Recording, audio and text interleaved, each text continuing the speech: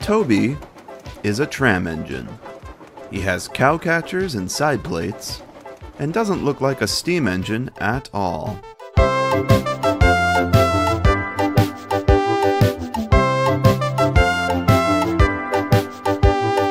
Toby is one of the most unique engines on the island of Sodor.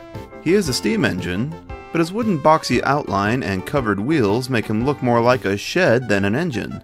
Toby is indeed old-fashioned and looks outdated, but looks are deceiving. Anyone who's ever met Toby knows he's as wise, brave, and energetic as he ever was, with a contagious sense of humor. An engine that doesn't feel his age. Sodor's Dick Van Dyke, if you will. Wise he may be, Toby is also prone to worry, sometimes a little too much for his own good. But of course that depends on the season you're watching, which is unfortunately a lot of them. A hard and sensible worker, Toby works the tramway to Farquhar Quarry with his faithful coach, Henrietta. I have been looking forward to making this video. I only realized after the Toby bit in the James episode how much I adore Toby. He is one of Thomas and Friends' most overlooked main characters in my opinion. And I think after watching this video, you'll all agree with me that Toby is truly one of Sodor's finest. He is possibly the greatest role model of the whole series, and one of the most relatable characters. Let's start at the beginning.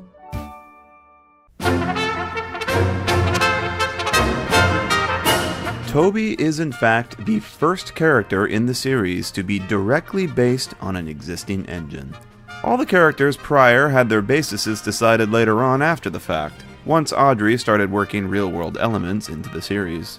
Technically Henry was the first, when he was rebuilt into a Black 5 in Book 6, but Toby is different because he was created by Audrey because he was directly inspired by the real engine he was based on.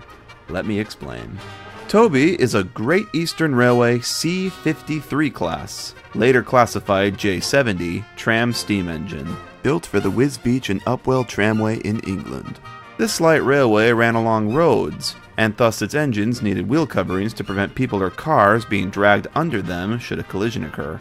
A total of 12 of these tram engines were built starting in 1903, and they happily ran the tramway until they were relocated to the docks at Yarmouth and Ipswich in the 30s. The tramway closed its services to passengers in 1954, and all the tram engines were scrapped in real life.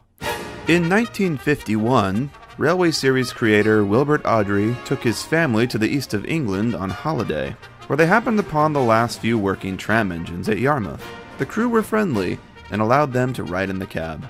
This strange, boxy wooden frame steam engine was a great curiosity to Wilbert, and he was so inspired by it and the history of the line it once worked that he wanted to turn it into a character in his Railway Series books. 1952 saw the release of the series' 7th book, Toby the Tram Engine, notably the first book in the series to take us off the island of Sodor and into real-life territory, in which a fat controller on holiday with his family traveled to Yarmouth and come across a cheerful little tram engine named Toby. So, fun fact, as well as being the first engine directly based on an existing engine class, Toby is the character to hold the title of being the first ever real engine to appear in the books. That's right, not City of Truro, or Stepney, or Tallyclin, it was Toby. The Island of Sodor book and Sodor Reading Between the Lines both state that Toby is British Railways number 68221, most likely because that was the one the Awdry family had seen in real life.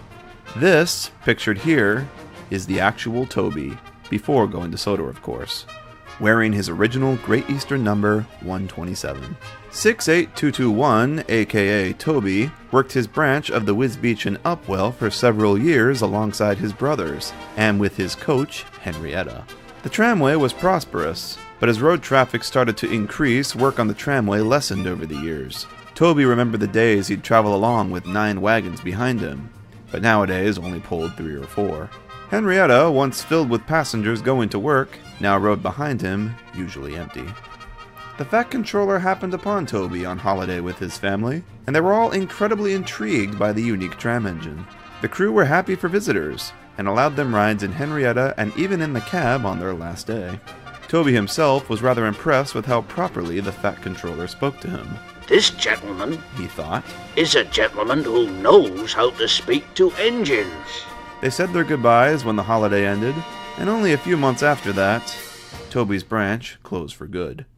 A final celebratory farewell train was run, and after that, Toby was placed in his shed for the final time, him and his crew unsure of their future.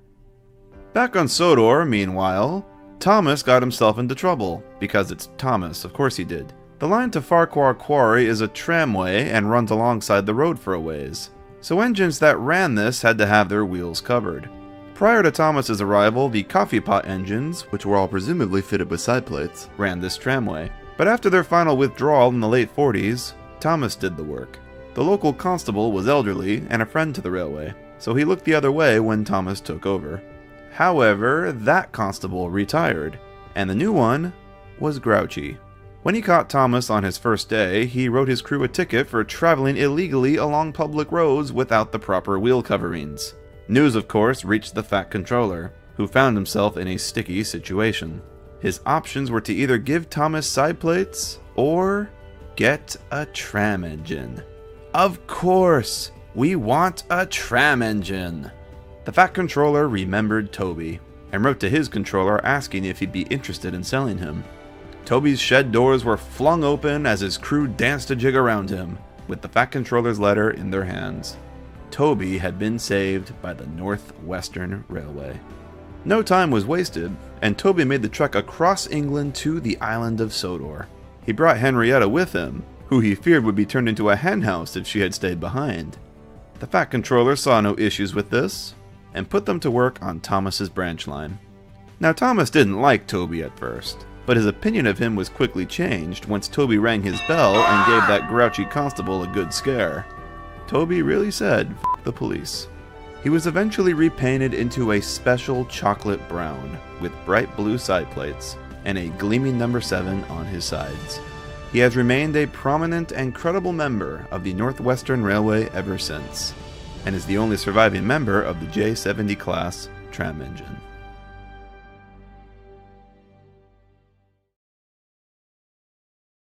Now that we know Toby's history, let's get into his character.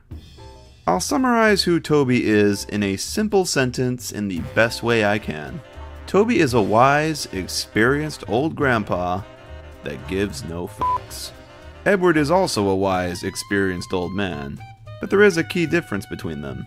I said this before. Edward is the type to try and talk sense to a misguided youngin' before they go and make a fool of themselves, and then will demean them when they act up. While Toby is the type to sit on the sidelines, watch the stupid youngins fail, and then laugh about it while showing them how it's done. A true, chaotic neutral.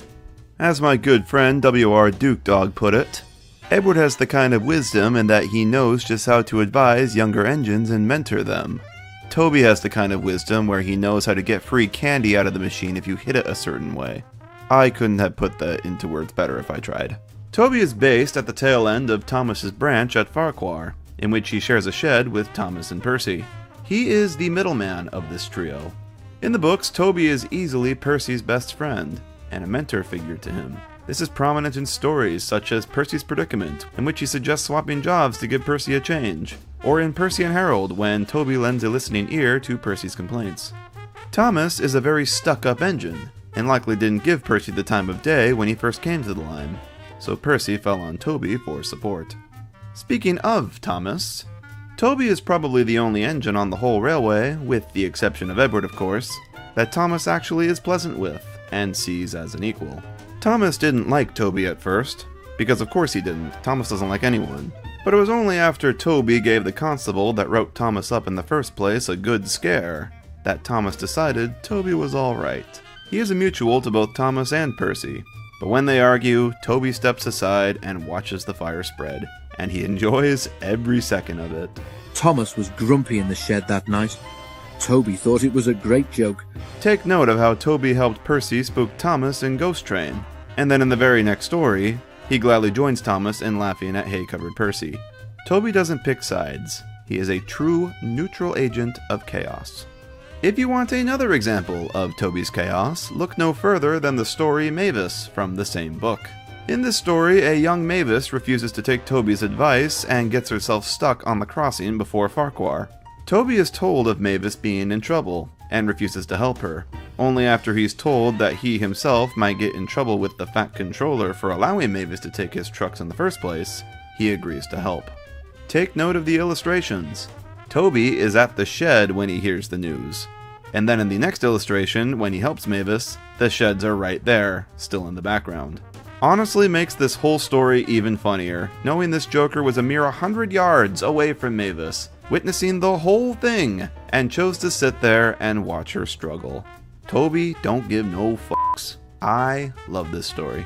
Toby and Mavis is a fun pairing, because it's a nice contrast of opposite character traits. The proven old-fashioned versus the new and up-to-date, which actually carries more weight when you consider Mavis is a BR Class 04, the same type of diesel that replaced the J70 trams on the Wiz Beach in real life.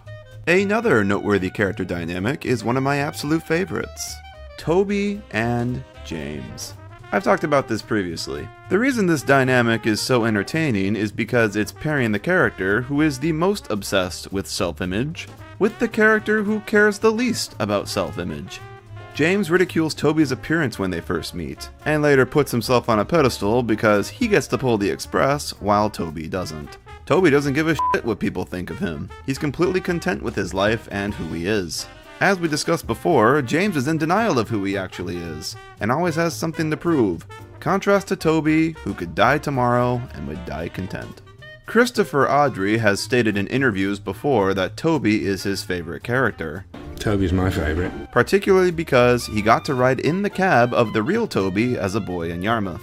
And that's pretty well reflected in his books. Toby appears quite frequently throughout Chris's tenure. In Toby Trucks in Trouble, we get a nice flashback to a story of Toby's younger days, when his line was a part of the LNER and when he worked with his brothers at the docks in Yarmouth and Ipswich.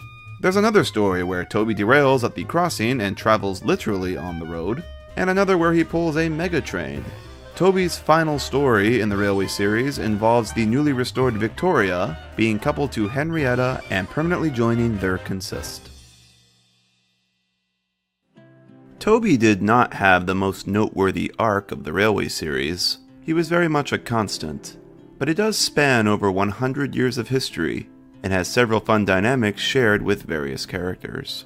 While his role on the railway is not the most glamorous, I think Toby represents something very important. True contentment. A character that is absolutely out of time and out of date, but is completely and utterly content and aware of who he is. As happy as can be, living his best life. He does not give a shit about what others think of him. He never lets idiot loudmouths get him angry, ever. And if they don't want to listen to his advice, then he sits on the sidelines and watches them fail. And he works hard because he was given a chance at a second life, and he is most grateful for it. He has his priorities, and he lives by them. Toby is important in this series because he is a perfect, realistic role model. Someone the kids reading should strive to be like, and someone the adults reading the stories to their kids can hope to be in their later years. Truly happy and content.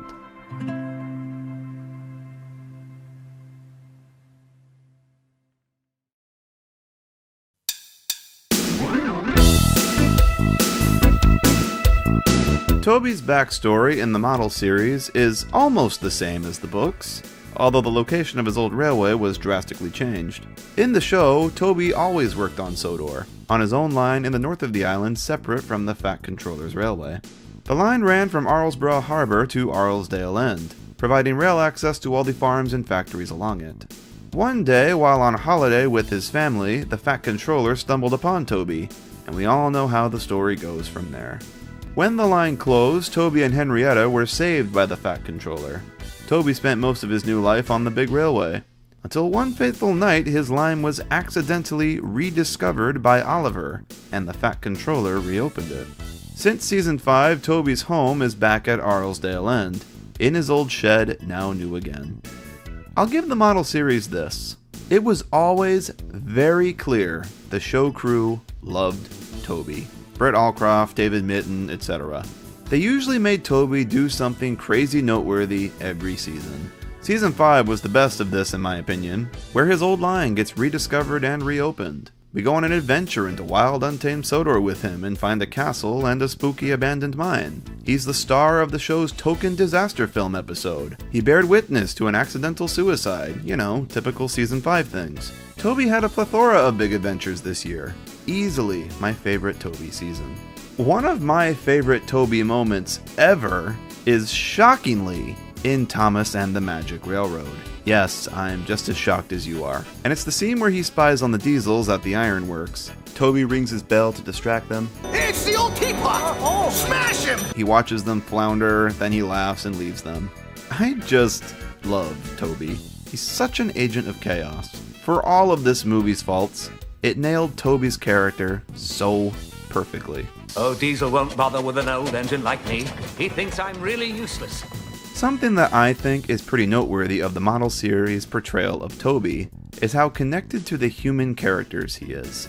I'm not sure if this was an intentional thing or not, but Toby-centric TV-exclusive stories usually involved him helping out a notable human character. He's friends with all the farmers on the branch line, he helps the mountain villagers with their surprise party on Christmas one year, he goes exploring with Topham and his grandchildren, he got swept away in the flood because he was hurrying back to warn the villagers, he braves a blizzard to help Farmer McCool save his lambs, he helps a poor miller when his windmill gets struck by lightning.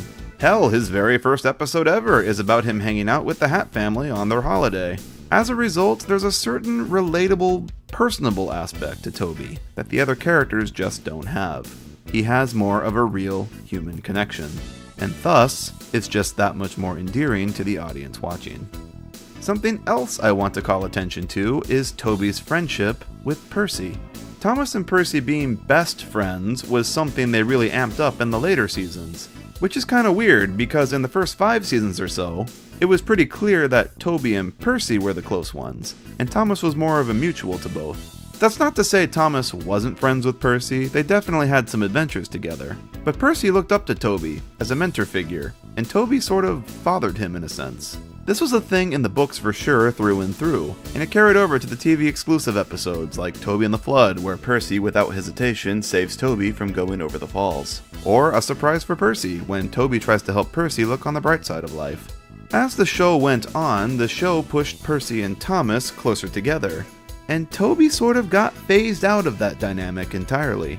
Both of Toby's spotlight episodes in seasons 6 and 7 are entirely on his own separate from these two, or any other characters really. That fun dynamic between all three was sadly lost over time, and it never really crept up again. Interesting that around the time they started pushing Thomas and Percy together more, Toby's character started to shift. The later model hit entertainment seasons, as it did with many other characters, very unfortunately, messed Toby up. For some reason, and I have no idea why, they started to make Toby very, very self-conscious. Worried, scared, and doubtful. I don't know why. I don't know where this came from. However, it wasn't taken to the nth degree, at least, not yet. But we'll get there.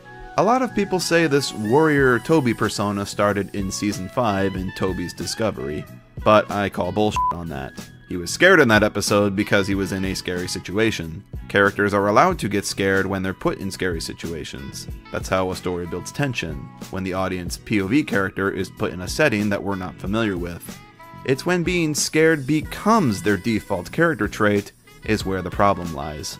This is like saying the CGI hypochondriac Henry that we all hate started in Haunted Henry, because Henry was scared in that episode too. It's illogical reasoning, in my opinion, looking for something that isn't really there.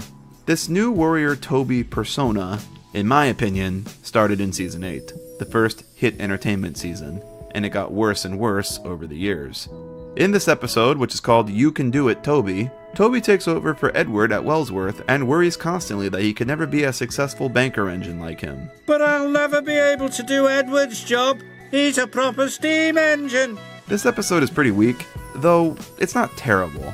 But I do mark it as the start of this new self-conscious Toby, because he consistently acts this way in all the seasons following. But unlucky Tug, Wasn't Toby worried in season 7? Doesn't that mean that was the start? No, and here is why. Toby was worried for someone else in that episode. He was upset about his friend the miller losing his windmill, and actively tried to think of ways to help him. He was still a very proactive character. Season 8 onwards, Toby is always only ever worried about himself and his own shortcomings. That's the difference. I'm not saying Toby's windmill is a great episode or anything, but I think Toby is absolutely fine in it. It's a nice little slice of life Toby story. The remainder of Toby's model series appearances include him worrying he'll be put in a museum, worrying all his friends don't like him because they won't help him, worrying about his shed, worrying that he doesn't look nice enough to transport Alicia Bati. You get the picture. He's a worrier now.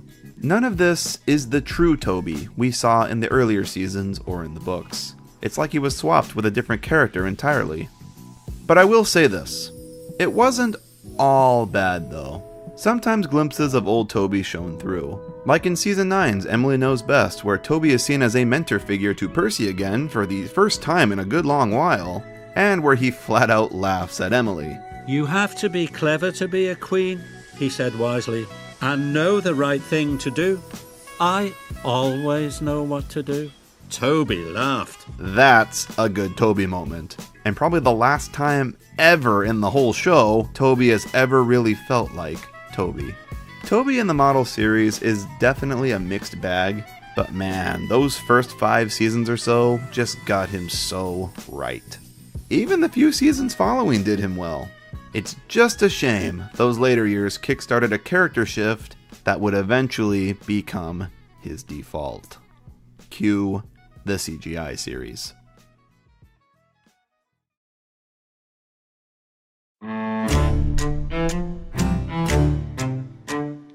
One of these days, I have to do a Sodor's Finest on a character where I don't dislike the CGI portrayal of them.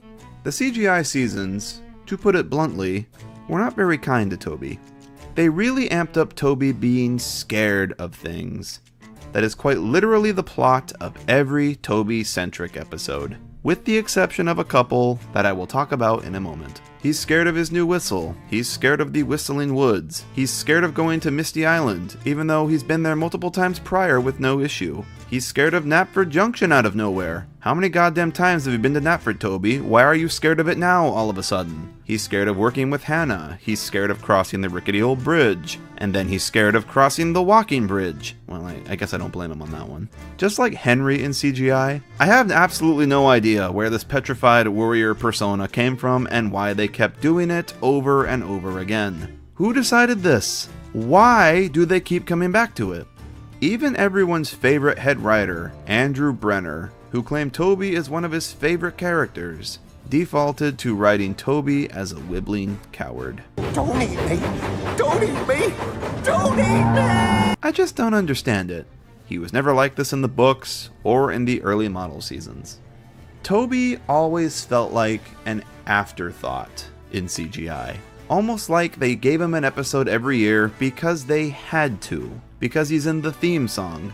Not really because they wanted to. That's what it feels like to me. He also never has any sort of important role in any of the movies. He told Toby he was too old. A good few of them he doesn't even appear in at all. It never felt like they ever had a solid idea of what to do with Toby. So they kept defaulting to the warrior scared persona.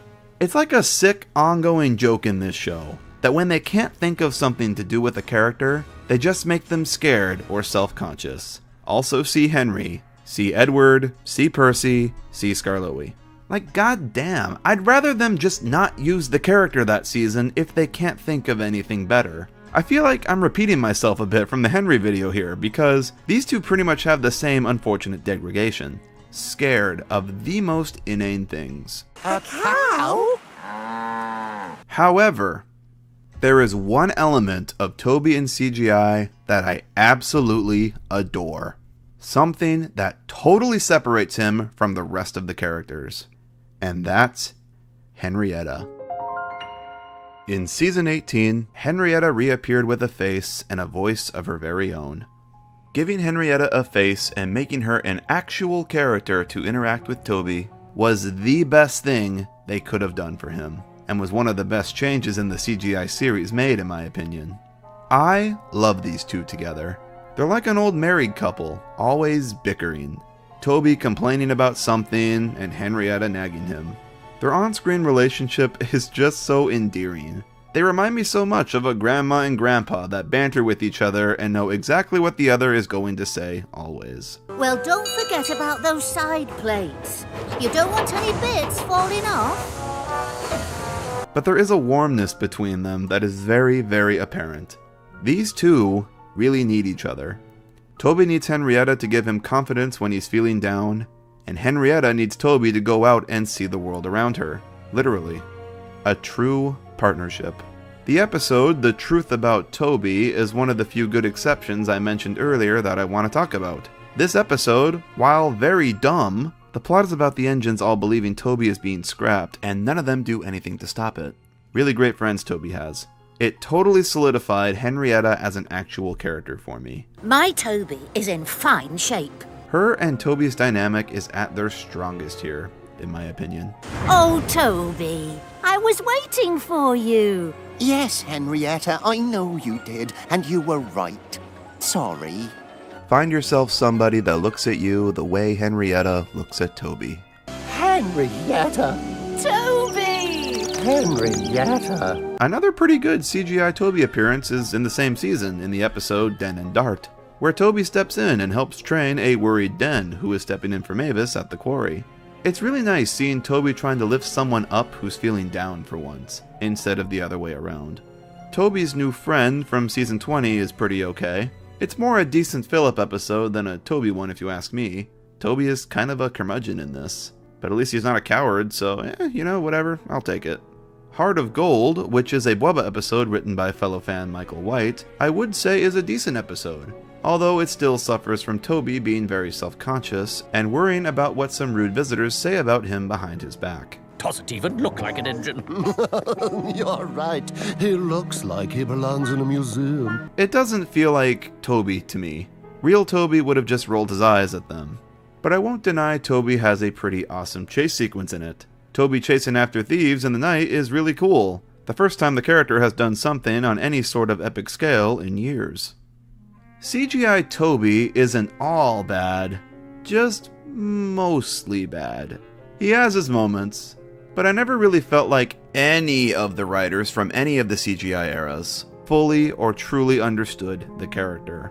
If you ask me, the only standout element of CGI Toby is the fact Henrietta is actually a character, and the two have a very sweet on-screen relationship. I think most people will agree with me that CGI Henrietta is the best portrayal of the character in all of the franchise's history.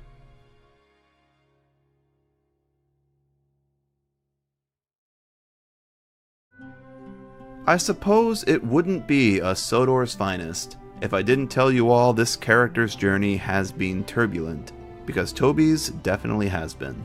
He's had more bad seasons in the show than good, unfortunately, but those seasons where they get Toby right, boy do they get him right. When it comes to choosing one of the three eras, I mean, come on, you all know what I'm going to pick. Give me the funny old man from the Railway series. There are a number of model series Toby episodes that I love. Toby's Discovery and Toby and the Flood are some of my favorites ever, and I absolutely adore his relationship with Henrietta in CGI. But there's no denying that the wise old neutral agent of chaos in the books is the definitive Toby, with many, many years of history and lore behind him. He is a character that, over the years, has sort of faded away from the spotlight. He's kind of schlubby, old-fashioned, a little weird-looking, kind of a square, and maybe somewhat forgettable. But that's the point. Toby's true character never craves the spotlight. In the modern world we live in, where everyone is obsessed with self-image, Twitter clout, hot takes, ratioing, and subscriber counts, Toby's humbleness is something worth championing. He is absolutely content in his little corner of the world, and completely fine with who he is. And I think all of us should strive to be more like him.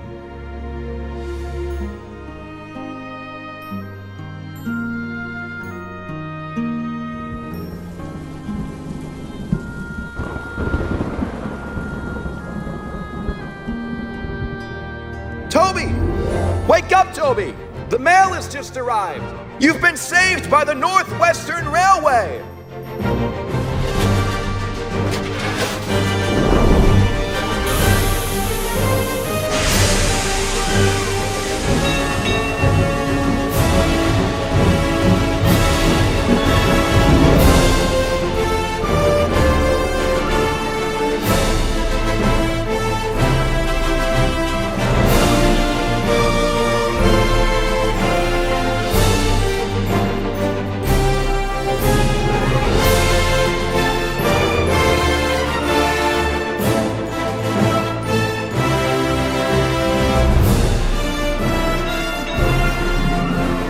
That's a good engine.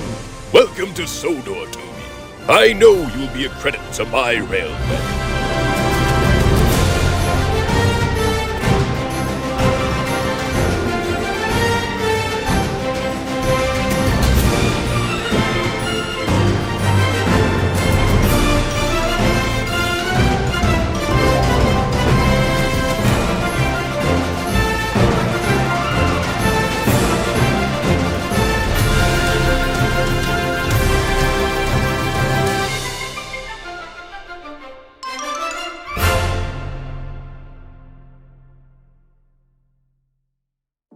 Well, I hope you all enjoyed this latest installment of Sodor's Finest. I'll be honest, this was probably my favorite of the series to work on so far.